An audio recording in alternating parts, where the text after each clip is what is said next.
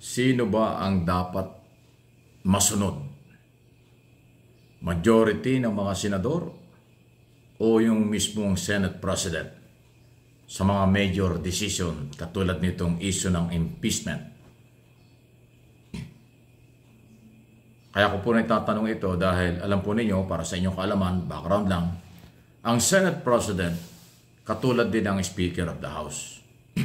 Yan po ay itinatalaga sila sa kagustuhan at numbers game yan mula sa majority. Pag majority ng mga senador gustong magpalit ng Senate President at kung sinong gusto nilang ipalit, nangyayari yan anytime. Ganon din sa Speaker. Pag mayroong majority at ang gusto nila ipalitan ng Speaker, yan ay nangyayari din.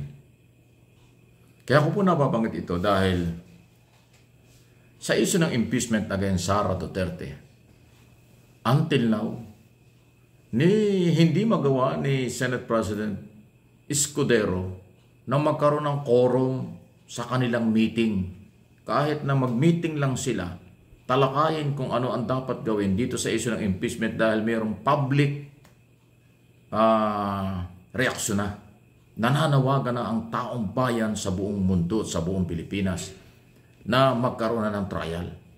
Pero lagi na lang ang sumasagot sa magitan ng press conference ay si Escudero, Senate President.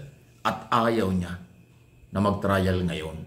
Gusto niya talaga ay sa June or sa next Congress. Ang tanong, yan ba ang pulso at paniniwala ng majority ng mga senador? Siyempre hindi natin alam. Kasi hindi nagsasalita yung ibang senador. Pinagbawalan nga niya na ang mga senador judge ay huwag munang magsalita about impeachment kasi tayo ay magiging senador judge. So sumunod yung mga senador, hindi sila nagsasalita. Iilan lang yung nagsasalita dyan, like Coco at saka Risa Ontiveros. At dahil dyan, yung majority, hindi nagsasalita, si Escudero na lang ang nagsasalita. At ang kanya sinasabi, ayaw niya ng trial ngayon dahil sila ay nakaresist. So dito natin nakikita yung mga incumbent senador, 23 yan. Bali 22 yung yung dapat ay gumagalaw dyan. Lalo na yung majority na nagtalaga at naglagay kay Senate President Escudero bilang maging Senate President kapalit ng kanilang inagaw, kinuha kay Senador Zubiri. Di ba? Ngayon, kung pinagbawalan at kaya hindi nagsasalita ang mga senador, ibig sabihin, kontrolado ba? Kinontrol ba ni Escudero ang Senado? Papayag ba ang mga senador na gano'n ang kanilang sitwasyon? Or bakit hindi magpatawag ng caucus or meeting para magkaroon ng desisyon ng buong Senado at hindi lang ang Senate President? Sa ngayon kasi nakakaduda na tila ang Senate President lang ang may ayaw ng impeachment now. Gusto niya sa June or next Congress. At kung nagpapatawag siya ng meeting at kung meron siyang ginawang ganyan, dapat isa publiko. Kahit na yung picture man lang na sila nagsama-sama sa isang kwarto at merong pinagkasunduan na ayaw nila ng trial o gusto nila ng trial. Ngayon. Di ba? Wala pong ganun eh. Ang sinasabi ng Senate President, meron din silang Viber group chat. Doon sila nag-uugnayan. Kayo lang nakakaintindi niyan eh. Kayo lang ang nag-uusap yan eh. Bakit hindi nyo isupubliko? Bakit hindi lumantad ang mga senador? Bakit hindi pangalanan ni Senator Escudero sino ang pabor o hindi na magkaroon ng trial ngayon? Huwag munang pag-usapan ng ebidensya. Dahil ang ebidensya, saka natin malalaman yan pag nag-trial na. Ang pag-usapan muna ngayon, sino yung mga senador na ayaw ng trial ngayon? At sino yung mga senador na gusto ng mag-trial at yung gusto naman ay dun sa yung ayaw ngayon at gusto ay sa next Congress na. Dapat meron ganun para alam ng taong bayan. Kasi ngayon parang shotgun eh ang mga statement eh. Sabog.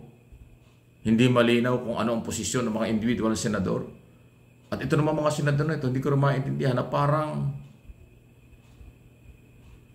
natakot kay Escudero. Sumunod talaga kay Escudero maliban kay Ontiveros at Pimentel. Silang dalawa lang eh.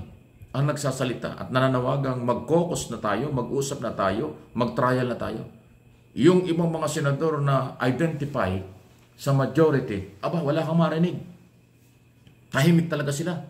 Bakasyon pati pagkasalita nila, nagbakasyon din. Hindi lang yung physical na bakasyon. Pati yung kanilang kaalaman at obligasyong magsalita, nagbakasyon na din. Wala tayong narinig sa kanila. Bakit? Nasaan ang mandato? Ano ang mandato? Ano ang sinumpaan yung tungkulin sa saligang batas? Magtatrabaho kayo para sa kapakanan ng Pilipino.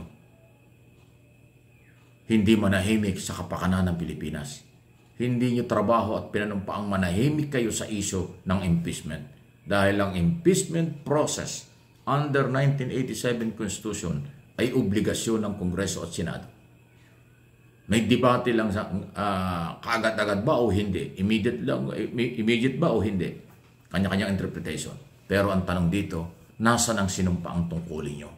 Nasusundin nyo ang alituntunin ng saligang batas. Ay kasama yung impeachment process sa alituntunin ng saligang batas. Bakit? So, ang nagsasalita tatatlo ay 23 kayo. Diba? Escudero, Ontiveros at Pimentel. Nasaan yung 20 senador? Bakit tahimik sila? Ang tanong, pinagbawalan ba sila ni Escudero na magsalita talaga?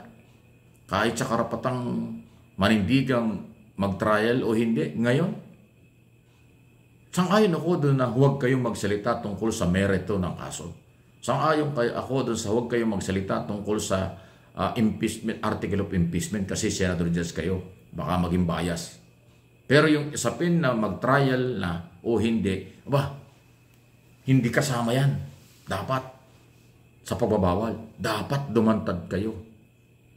Para naman magkaroon ng pag-asa at makilala ng taong bayan sino ba ang pabor o hindi na mga senador sa pagbuo ng impeachment court para magkaroon ng trial at mabigyan ng pagkakataon ang defense o ang prosecutor na ilatag ang kaso at bigyan din ng pagkakataon ang defense counsel ni Sara Duterte na i-counter ang mga paratang o kaso, betrayal of public trust at iba pa. Yun po yun eh. Nasaan ang katarungan? Bakit tahimik kayo? Pinatahimik ba talaga kayo? O sumusunod-sunod lang kayo kay Escudero? Sino ba ang boss nyo? Si Escudero o ang taong bayan? Sino ba ang nagpapasweldo sa inyo? Si Escudero o ang taong bayan? Kung si Escudero ay nagpapasweldo sa inyo, nagbibigay ng kung ano man na pabor sa inyo, yan ay pera pa rin ng mamamayang Pilipino. Hindi yan sariling pera ng Senate President. Kung binibigyan kayo ng allowance, binibigyan kayo kung ano-ano dyan, na pabor sa inyo, yan ay hindi sariling pera. Pera pa rin ng mamamayan. Ang bottom line dito, pera ng mamamayan yan, taong bayan ang dapat masunod. Kasi yung sinasabi ni Escudero, yung mga bias, partisan na mga sektor, hindi doon niya papakinggan. Paano yun? Taong bayan na po ang naghahanap nito eh. Gustong-gusto nilang marinig eh. Gustong-gusto nilang malaman kung ano mangyayari. Pero hindi nangyayari dahil ayaw ninyong trabahuin ang inyong trabaho na dapat kayo ay nagre-resume na bilang impeachment court para naman lahat ng sektor ay mabigyan ng pagkakataong madinig. May pagtanggol ang kailang sarili sa isa't isa. Ay naku, hindi ko maintindihan kung bakit sila ganyan.